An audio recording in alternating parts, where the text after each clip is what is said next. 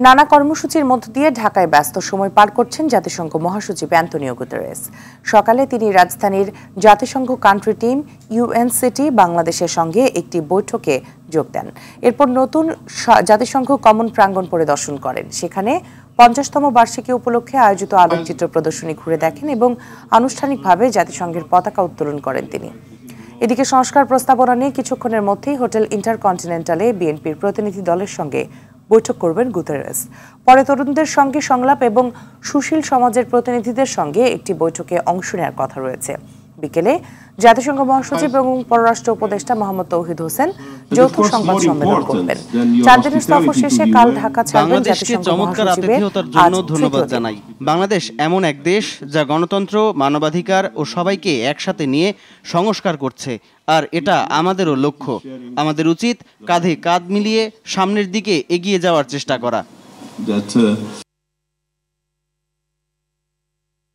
দর্শক, এই মুহূর্তে রাজধানীর হোটেল ইন্টারকন্টিনেন্টালে সামনে আছেন আমাদের সহকর্মী জাহিদ রহমান। সরাসরি চলে যাচ্ছি সেখানে। জাহিদ, জাতিসংঘের মহাসচিবের সঙ্গে বিএনপির প্রতিনিধি দলের বৈঠক কখন নাগাদ শুরু হতে পারে এবং কি কি বিষয় তুলে ধরতে পারে কিছু জানতে পেরেছেন কিনা? আপনি জানেন যে ইতিমধ্যেই জাতিসংঘ মহাসচিব অ্যান্তোনিও গুতেরেসের সঙ্গে বিএনপি মহাসচিব মির্জা ফখরুল ইসলাম আলমগীর এবং স্থায়ী কমিটির সদস্য সালাউদ্দিন আহমেদের বৈঠকটি অনুষ্ঠিত হচ্ছে। আমরা এই মুহূর্তে হোটেল কন্টিনেন্টালের বাইরে অবস্থান করছি। আপনার যদি আমি একটু দেখাতে চাই ভিতরে যে মিটিংটি যেখানে হচ্ছে এই কন্টিনেন্টালে, আপনি জানেন যে ইতিমধ্যে জাতিসংঘ মহাসচিব ব্যস্ত সময় পার করছেন আজকের দিনটিতে, এবং এই যে বৈঠক অনুষ্ঠিত হচ্ছে এবং বৈঠকে বিশেষ করে বাংলাদেশের যে জাতিসংঘের সাথে বাংলাদেশের যে সম্পর্ক, সেই সম্পর্কটা উন্নয়নের পাশাপাশি মানবাধিকার রক্ষা, এছাড়া যে গত জুলাই আগস্টের সহ বিগত সময়ে যে বিষয়গুলো ছিল ফ্যাসিস্ট সরকারের আমলে যে নির্যাতন নিপীড়নের ঘটনাগুলো, সেগুলো তুলে ধরা হবে বলে আমরা যতটুকু জানতে পেরেছি।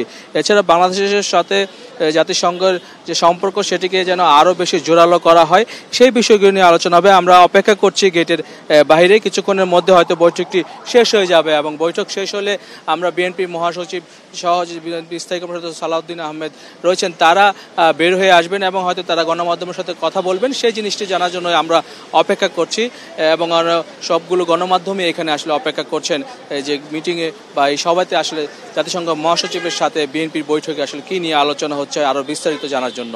মিতু, জাহিদ, অসংখ্য ধন্যবাদ আপনাকে আমাদের সাথে যুক্ত হবার জন্য।